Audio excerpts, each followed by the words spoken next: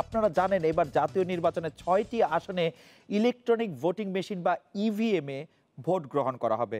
দৈবচয়ন ভিত্তিতে এই ৬টি আসন নির্ধারণ করা হয়েছে, যা হচ্ছে ঢাকা ৬ ও ঢাকা ১৩, চট্টগ্রাম ৯, রংপুর ৩, খুলনা ২ এবং সাতক্ষীরা ২।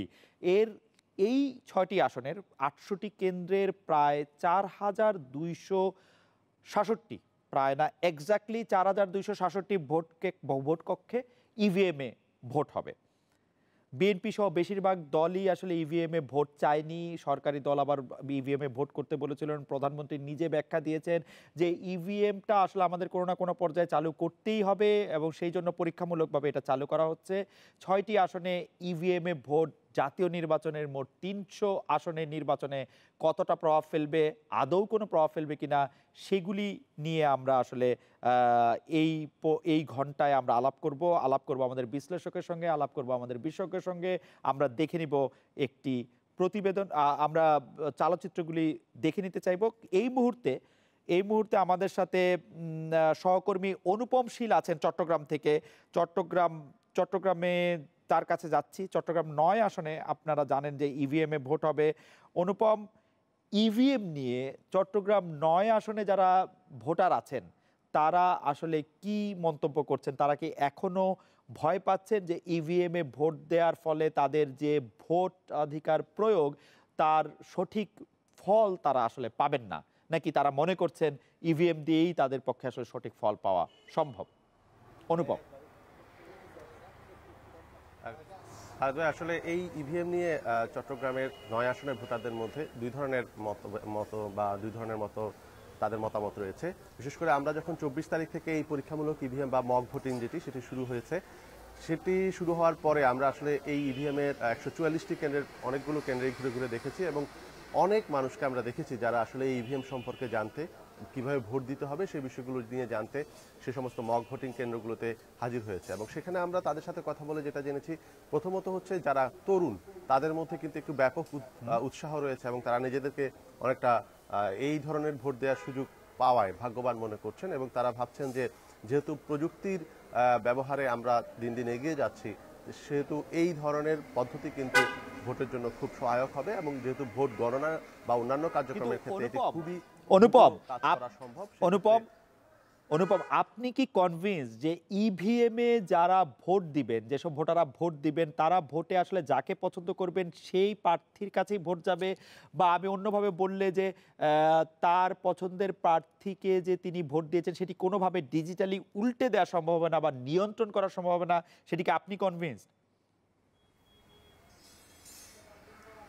আসলে এটিতে আমার ক্ষেত্রে একটি জায়গায় আমরা একটু আমার মতভেদ রয়েছে। সেটি হচ্ছে যখনই আসলে এখানে আঙুলের ছাপ নেওয়ার পরে ভোটের জন্য ব্যালট পেপারটি অন করা হবে, তখন আসলে এখানে অনেকেই যেই ব্যালট পেপারের যেই বাক্সটি সেখানে আছে সেখানে সেটা আকার একটু ছোট এবং সেক্ষেত্রে অনেকেই যারা লেখাপড়া জানেন না তারা মূলত এই নাম পড়তে পারা সেটি একটু কঠিন হবে এবং সেখানে যে বলা হচ্ছে যে প্রতীকটি থাকবে সেই প্রতীকের আকারটিও ছোট এবং সেক্ষেত্রে যারা বৃদ্ধ তাদের জন্য এটি অনুপম, আমাকে আরেকটু আলোকিত করেন। মানে যারা লেখাপড়া জানেন না তারা তো নাম এমনিতেই পড়তে পারবেন না,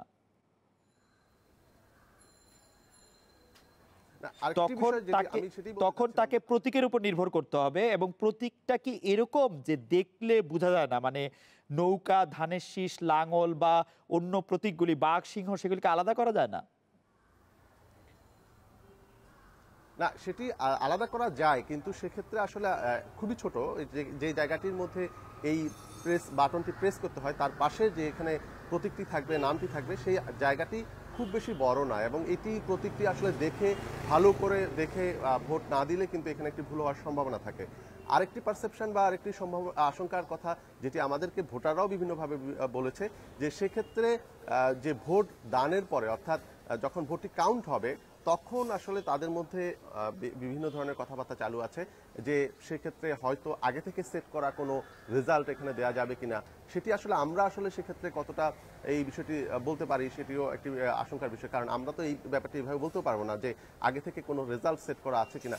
এটি নিয়ে কিন্তু ভোটারদের মধ্যে এক ধরনের প্রতিক্রিয়া আছে এবং তারা বলছেন যে আমি যদি একটি প্রতীকে ভোট দেই সেটি যে অন্য একটি প্রতীকে কাউন্ট হবে না, এই সিস্টেম বা এই প্রোগ্রামিং কি যদি এই যন্ত্রের মধ্যে থাকে তাহলে কিন্তু এই অবিশ্বাসটা কিন্তু ভোটারদের মধ্যে আছে এবং সেটি নিয়েও কিন্তু অনুভব আরেকটি বিষয় আপনি অবিশ্বাসের কথা বলছিলেন, আরেকটি বিষয় হচ্ছে যে বাংলাদেশের ভোটাররা বা পৃথিবীর অন্যান্য জায়গার ভোটাররাও এক একজন এক এক রকম, কিন্তু বাংলাদেশের ভোটাররা এটা খুব অনুসরণ করেন বা এতদিন পর্যন্ত খুব স্ট্রিক্টলি এটা মেনে আসছেন। সেটা হচ্ছে তার ভোটের সময় ভোট দেওয়ার গোপনীয়তা, অর্থাৎ ব্যালট পেপারের কোন জায়গায় তিনি সিল মারছেন এবং তিনি সেটি মুড়ে নিয়ে আসে, কেউ তাকে দেখছে না, সেটি কিন্তু এনশিওর করা হয়। ইভিএম এর ক্ষেত্রে কি এটি আসলে এনশিওর করা যাবে যে আমি কাকে ভোট দিচ্ছি সেটি যে দেখা যাচ্ছে না?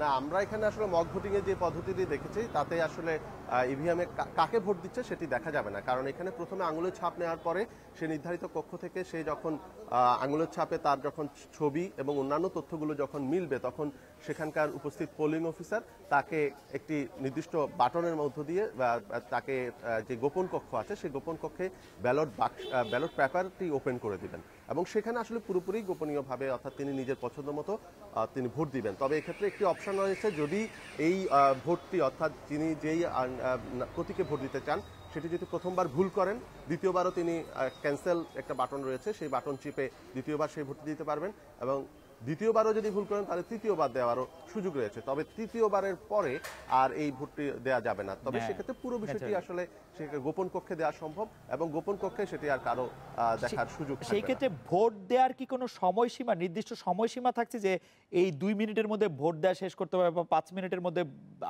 ভোট শেষ করতে হবে, এরকম কিছু কি থাকছে?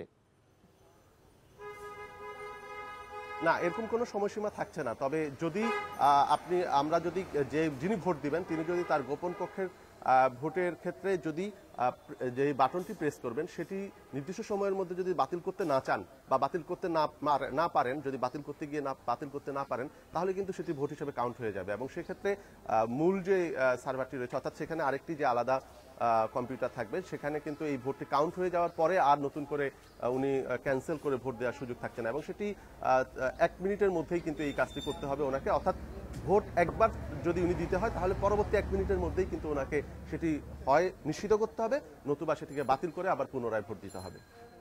অনুপম শীল, আপনাকে ধন্যবাদ।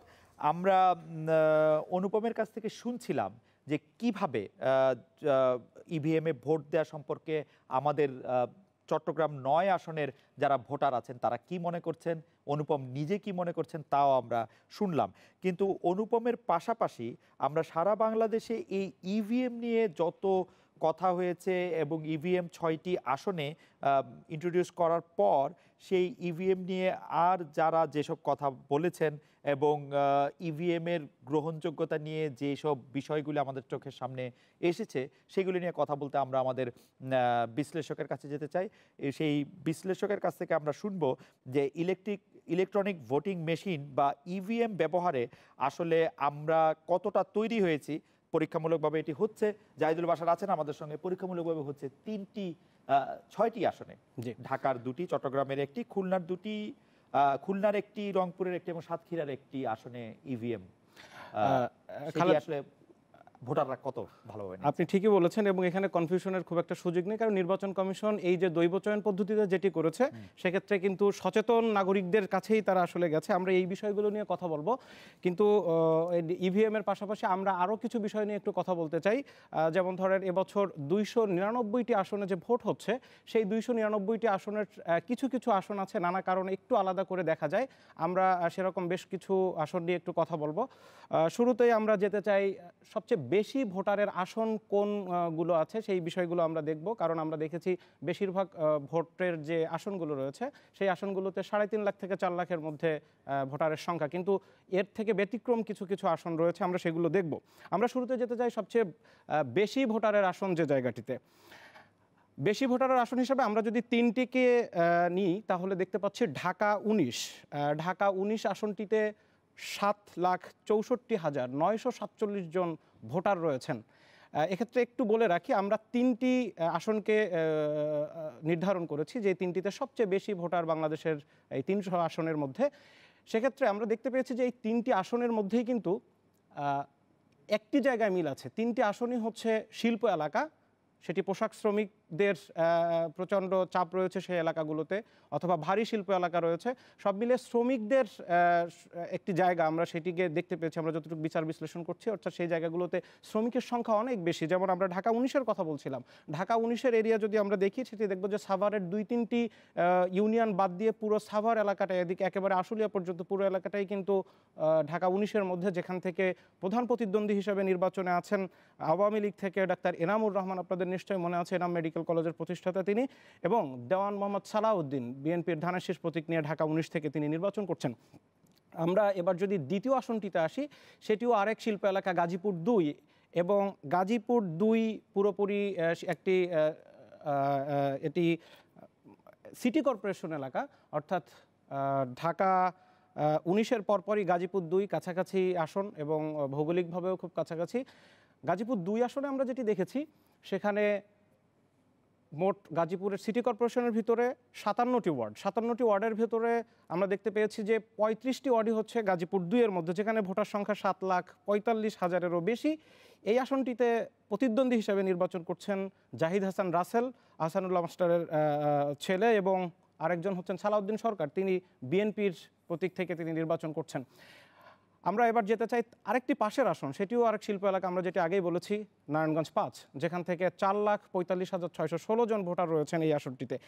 এই আসনটিতেও আমরা দেখতে পাচ্ছি যে শ্রমিকদের প্রচুর চাপ রয়েছে, যেহেতু এখানে পোশাক শিল্প রয়েছে, এবং একই সাথে আমরা দেখলাম যে সেখানে ভারী শিল্প এলাকার শ্রমিকরাও রয়েছে। এখানে শামীম ওসমানের ভাই সেলিম ওসমান এবং SM আকরাম, তারা প্রতিদ্বন্দ্বিতা করছেন দুইজন এই নারায়ণগঞ্জ 5 থেকে। আমরা এবার যেতে চাই কম ভোটারের আসনগুলোতে। আগে বলেছি যে কিছু কিছু আসন আছে যেগুলোকে আলাদাভাবে একটু আমরা দেখতে পারি। কম ভোটারের আসনগুলোতে আমরা যেটি দেখতে পাচ্ছি যে 3টিকে যদি আমরা একটু আলাদা করি, লক্ষ্মীপুর 1, এবং আমরা সেখানে দেখতে পাবো ঝালকাঠি 1, পিরোজপুর 2। আমরা একটু ঝালকাঠি 1-এর কথা বলি।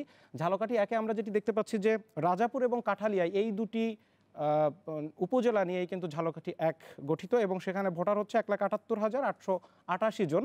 এখানে মূলত BH হারুন এবং ব্যারিস্টার শাহজাহান ওমর, তারা কিন্তু প্রতিদ্বন্দ্বিতা করছেন। একই সাথে আমরা লক্ষ্মীপুর 1-এ যেতে চাই, যেখানে রামগঞ্জ উপজেলা, শুধু একটি উপজেলা নিয়েই কিন্তু এই লক্ষ্মীপুর 1, যেখানে আপনারা দেখতে পাচ্ছেন 2,19,000। পিরোজপুর 2-এ 3টি উপজেলা, কিন্তু 3টি উপজেলা হলো ভোটার সংখ্যা খুবই কম, যেহেতু খাল বিল নদী নালাই বেশি ওই এলাকাটিতে। কাউখালী, ভান্ডারিয়া এবং ইন্দুরকানী, এই দুটি মিলাই হচ্ছে পিরোজপুর 2, এবং যেখানে 2,20,000-এর মতো ভোট আছে। সেখানে একজন বড় হেভিওয়েট প্রার্থী রয়েছেন, মন্ত্রী ছিলেন আনোয়ার হোসেন মঞ্জু, এবং তার প্রতিদ্বন্দ্বী মুস্তাফিজুর রহমান। আমরা দেখছিলাম যে কম এবং বেশি ভোটের যে আসনগুলো রয়েছে সেগুলোকে আমরা দেখছিলাম। আমরা এবার একটু যেতে চাই ইভিএম নিয়ে, অনেক কথা হচ্ছিল, আমরা একটু ইভিএম নিয়ে কথা বলতে চাই। এর আগে আমরা চট্টগ্রাম থেকে ইভিএমের আজকের প্রস্তুতি এবং মানুষের সংখ্যা আছে কিনা সেই বিষয়গুলো নিয়ে কথা হলো।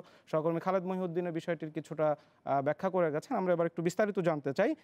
প্রথমে বলে নেওয়া দরকার যে এবছর ইভিএমে ভোট হচ্ছে মোট 6টি আসনে। এই 6টি আসনে ভোট হওয়ার ক্ষেত্রে গণপ্রতিনিধিত্ব যে আদেশ আরপিও, সেটিও সংশোধন করতে হয়েছে। কিছু আইনি জটিলতা ছিল, সেটি সংশোধনের পরেই কিন্তু এবার 6টি আসনে ভোট করছে নির্বাচন কমিশন। আমরা একটু ইতিহাস থেকে আসি, কিভাবে ইভিএমের যাত্রা হলো বাংলাদেশে। আমরা যেটি দেখেছি যে তত্ত্বাবধায়ক সরকারের সময় 2007 সালে তখনই ইভিএমের প্রকল্প হাতে নেওয়া হয়, এবং এই প্রকল্পের দায়িত্ব দেওয়া হয়েছিল বুয়েটের আইসিটি বিভাগকে। তারা 2007 সালে নিজেদের মেকানিজমে, নিজেদের উদ্ভাবনী শক্তি দিয়ে ইভিএম তৈরি করে, এবং যেটি বলা হচ্ছিল, যেটি দেখা যাচ্ছিল যে বিশ্বের অন্যান্য দেশের ইভিএম থেকে আমাদের এই ইভিএমের কারিগরি দক্ষতা এবং সব মিলে সেটি অনেক বেশি নির্ভরযোগ্য। আমরা সেখানে দেখতে পাচ্ছি 2007 সালে সেই ইভিএম মেশিনটি প্রথমে তত্ত্বাবধায়ক সরকারের কাছে দেওয়া হয়, এবং এটি পরীক্ষামূলক একইভাবে সফলভাবেও কিন্তু এটির প্রথম প্রয়োগ করা হয়েছিল ঢাকা অফিসার্স ক্লাবের একটি নির্বাচনে। তারপরেই সরাসরি স্থানীয় নির্বাচনে যাওয়া হয়, সেটি হচ্ছে 2010 সালে চট্টগ্রামের সিটি কর্পোরেশন নির্বাচনে 14টি ভোট কেন্দ্রে সেটি ব্যবহার করা হয়েছিল, এবং সেখানে সফলতার পরেই কিন্তু অন্যান্য সিটি কর্পোরেশন, এবং একটি বলে রাখি যে কুমিল্লা সিটি কর্পোরেশন নির্বাচন পুরোপুরি ইভিএমের মাধ্যমেই হয়েছিল, সেখানে একদম পুরোটাই। কিন্তু রাজশাহীতে ভোট নিতে যে একটু বিপত্তি বাধে, সেখানে দেখা গেল যে একটি আসনের একটি মেশিন সেখানে হ্যাং করে যাওয়ার কারণে সেটিকে পরে পুরো 1200 ইভিএম মেশিন বাতিল করা হয়। তারপরে আবার নতুন করে আবারও সেটিকে নতুন প্রকল্পের মাধ্যমে সেগুলোকে আবার ঠিক করা হয়। আমরা যে কথা বলছিলাম যে ইভিএম নিয়ে, এবার ইভিএম মোট 6টি আসনে হচ্ছে, ঢাকা 6, ঢাকা 13, চট্টগ্রাম 9, এবং অন্যদিকে আমরা দেখতে পাচ্ছি রংপুর 3, খুলনা 2 এবং সাতক্ষীরা 2। এই 6টি আসন, এই 6টি আসনে আমরা দেখব যে ভোটার সংখ্যা প্রায় 21,24,000 ভোটার এবার মেশিনের মাধ্যমে তাদের ভোটটি প্রয়োগ করবেন, অর্থাৎ আগে এতদিন তারা ব্যালটের মাধ্যমে ভোট দিয়েছেন, এবারই প্রথম তারা মেশিনের মাধ্যমে ভোট দিবে এবং কিভাবে দিবে সেই বিষয়টি নিশ্চিত করার জন্য মাত্র দুদিন আগে 27 ডিসেম্বর সেখানে অনুশীলন ভোট হয়ে গেল 845টি কেন্দ্রে, এই 6টি আসনের 845টি কেন্দ্রে সব জায়গায় অনুশীলন ভোট হলো এবং ভোটারদেরকে বিষয়টিতে আরও বেশি স্বাভাবিক করার জন্য তাদেরকে দিক নির্দেশনা দেওয়া হলো কিভাবে ভোট দেবে সেটি তারা দেখেছেন 27 ডিসেম্বর, যাতে করে আগামীকাল অর্থাৎ আর মাত্র 20-21-22 ঘন্টা পরে যে ভোটটি হতে যাচ্ছে সেই ভোটে কোনো ধরনের সমস্যায় তারা না পড়েন। কিন্তু এক্ষেত্রে আমরা একটি বিষয় নিশ্চিত করতে চাই, নির্বাচন কমিশন এই যে 6টি আসন ঠিক করলো এটি নিয়ে অনেক কথা ছিল যে কোন 6টি আসন হবে কি না হবে, কোথায় ইভিএমের ব্যবহার হবে না হবে। নির্বাচন কমিশন প্রথমে যেটি ঠিক করেছিল যে যেহেতু এটি একটি মেশিনারিজের কাজ, যেহেতু এটি স্বাভাবিক মানুষের থেকে কিছুটা সচেতন মানুষ এই জায়গাটিতে ভালো করবেন, সেই হিসেবে তারা বেছে নিয়েছিলেন সিটি কর্পোরেশন এবং পৌর এলাকা অর্থাৎ শহর কেন্দ্রিক এলাকাগুলো থেকে লটারির মাধ্যমে 6টি আসনকে তারা ভাগ করেন, বের করে আনেন এবং সেই 6টি আসন হচ্ছে যে 6টি আসনের কথা আমরা বলছিলাম সেখানে। এবং আমরা একটু দেখতে চাই বাংলাদেশেই কিন্তু শুধু না, ইভিএমের ব্যবহার পৃথিবীর বিভিন্ন দেশে আছে এবং সফল প্রয়োগও হচ্ছে। আমরা যদি খুব কাছাকাছি দেখি আমাদের ভারতেই কিন্তু প্রায় অধিকাংশ নির্বাচনই এই ইলেকট্রনিক ভোটিং মেশিনের মাধ্যমে হচ্ছে। একই সাথে আফ্রিকার অনেকগুলো দেশে হয়, ইউরোপের এস্তোনিয়া সহ আশেপাশের আরও দু একটি দেশে আছে যেখানে ইভিএমের মাধ্যমে ভোট হচ্ছে। যুক্তরাষ্ট্রের জর্জিয়া অঙ্গরাজ্যে কিন্তু ইভিএমের মাধ্যমে ভোট হচ্ছে। সুতরাং ইভিএমের ভোটের ব্যবহার শুধু বাংলাদেশে নয়, এগুলো বিভিন্ন দেশেই কিন্তু হচ্ছে। সুতরাং ইভিএম নিয়ে মানুষের মধ্যে যেই শঙ্কার বিষয়টি দেখছিলাম আমরা, বা চট্টগ্রাম থেকে আমাদের প্রতিবেদক যিনি যেমনটি বলছিলেন, আসলে ওই মাত্রায় শঙ্কিত হওয়ার কিছু নেই, কারণ এর নিরাপত্তা নিশ্চিত করার পরেই কিন্তু ইভিএমের প্রয়োগ করা হয়েছে এবং এই প্রক্রিয়াটি বাংলাদেশে প্রায় 5-7 বছরের, সেটি পরীক্ষা নিরীক্ষার পরে এই কাজটি হয়েছে।